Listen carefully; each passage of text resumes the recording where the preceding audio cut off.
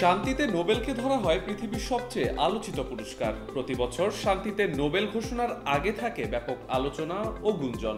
তবে এবারে শান্তির নোবেল নিয়েছিল বিশেষ আগ্রহ। কারণটা মার্কিন প্রেসিডেন্ট ডোনাল্ড ট্রাম্প। বহুদিন ধরেই নোবেল নিয়ে ট্রাম্পের আগ্রহ ছিল তুঙ্গে। তিনি বিশ্বাস করেন শান্তিতে নোবেলের জন্য যদি কেউ যোগ্য হয়ে থাকে সেটা শুধুমাত্র তিনি। তোষামোদের অংশ হিসাবে বহু দেশ ও বহু বিশ্বনেতার কাছ থেকে পেয়েছিলেন নোবেলের জন্য সুপারিশ। এত কিছুর পরও নোবেল কমিটির সুদৃষ্টি পড়েনি ট্রাম্পের উপর। অবশেষে আজ শুক্রবার ঘোষণা হয়েছে শান্তির নোবেল পুরস্কার। এবছর শান্তিতে নোবেল পেয়েছেন মারিয়া করিনা মাচাদো।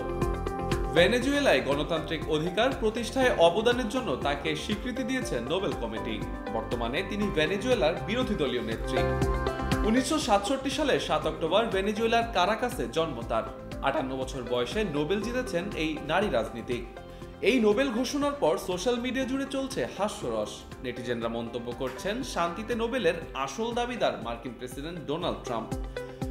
উল্লেখ্য, ট্রাম্পের দাবি ছিল তিনি ক্ষমতায় আসার পর অন্তত 7টি যুদ্ধ বন্ধ করেছেন। এক বক্তব্যে তিনি সরাসরি বলেন সাবেক মার্কিন প্রেসিডেন্ট বারাক ওবামা কোনো যুদ্ধ না থামিয়েই নোবেল পেয়েছেন। সুতরাং নোবেলের আসল দাবিদার ট্রাম্পই। ভারত পাকিস্তান যুদ্ধে মধ্যস্থতা করার জন্য ট্রাম্পকে নোবেল দেওয়ার বিষয়ে সুপারিশ করেছিল পাকিস্তান। এছাড়া Israel, Ukraine, Cambodia, Armenia, Azerbaijan, Rwanda, Georgia ও তাইওয়ানও নোবেল কমিটিতে ট্রাম্পের পক্ষে সুপারিশ করে। এদিকে ট্রাম্পকে নোবেল না দেওয়ার ফলে তিনি ক্ষিপ্ত হতে পারেন এমন আশঙ্কা জানিয়েছেন নরওয়ের রাজনীতিবিদরা। তবে তারা জানান নোবেল দেওয়া বা না দেওয়ার সিদ্ধান্ত নোবেল কমিটির নিজস্বই। সুতরাং এ পুরস্কার কার ঝুলিতে যাবে তা নির্ধারিত হয় বহু আলোচনা ও বিশ্লেষণের পর। এবছর ট্রাম্প সেসব জায়গায় নিজের কৃতিত্বের ছাপ রাখতে পারেননি, তাই আগামী বছরের নোবেলের জন্যই এখন আশা রাখতে পারেন ট্রাম্প।